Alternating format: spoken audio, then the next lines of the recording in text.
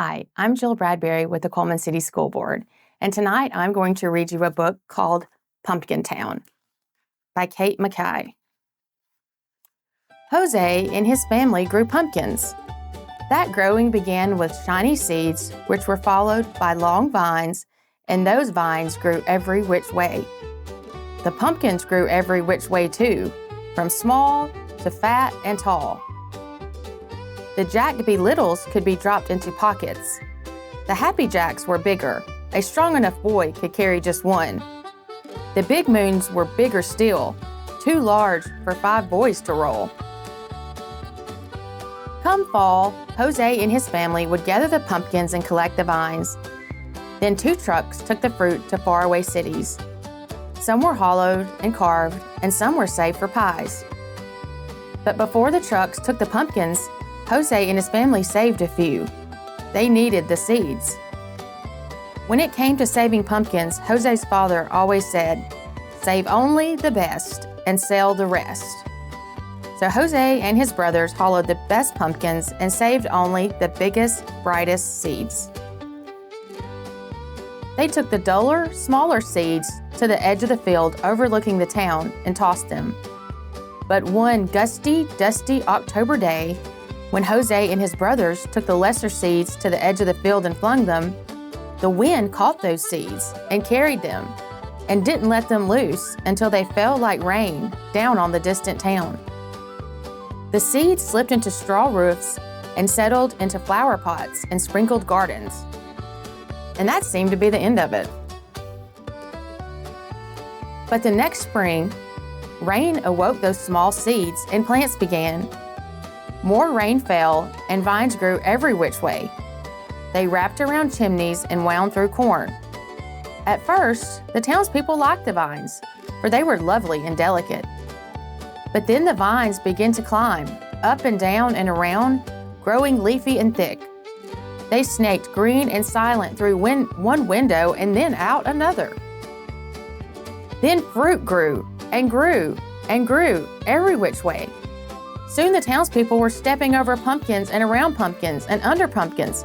It was hard to walk even a block. Rooftops sagged under the weight of big moons. Fences fell, and when the wind blew, one had to dodge Happy Jacks and Jack-be-littles from the trees. Nothing is worse than pumpkins, groaned the townspeople. Meanwhile, up on their mountainside, Jose and his family cut and stacked their pumpkins, saving only the best. And when they were done, they stepped back and said, "Nothing is better than pumpkins." But when Jose and his family looked down at the town, it looked odd. It seemed so green and orange. Since their field work was done, and because Jose and his brothers were curious, they walked to town the next day, where they saw more vines and pumpkins than they had ever imagined. They remembered the gusty, dusty day that they'd scattered the seeds. "It is our fault," whispered Jose. "We must do something," whispered his brothers. "We rest for now," whispered Jose. But that night, Jose and his brothers cut and stacked the pumpkins and vines. They worked as quietly as they could, but some townspeople still sneaked peeks. They marveled at how well the brothers worked. The brothers climbed up poles and twined through trees and snaked silent through one window and out another, gathering and stacking pumpkins and vines. When the townspeople awoke, they discovered a mountain of pumpkins and a hill of vines and a mound of tired brothers. While the brothers slept, the townspeople filled a wagon with hay and set 5 great watermelons between Jose and his brothers in thanks for their aid. That wagon took the brothers back to their home, where they laid in the glossy grass, still sleeping. When their father found them there, he asked them what they had done to deserve the great watermelons. "We just helped the townspeople with their harvest," the brothers said, which was true, and nothing more was said. Down in the town, 5 trucks came for the mountain of pumpkins, and the townspeople were given a grand sum of money for all that fruit. "Ah, nothing is better than pumpkins," they said. Much of the money went toward a feast held around a bonfire made by burning the hill of vines. It was decided then that the rest of the pumpkin money would be spent to carve a statue, a statue of the 5 mysterious brothers who had made a mountain of pumpkins. It took all of the next week for the townspeople to repair their roofs and their fences, and it took all of that week for Jose and his brothers and his father to eat their great gifts. The melons were so sweet that Jose and his family said, "Nothing is better than watermelons." "Be careful with the seeds," Jose's father said. "Our field grows pumpkins, not watermelons." So Jose's family filled a great bowl with the seeds, and those seeds were forgotten.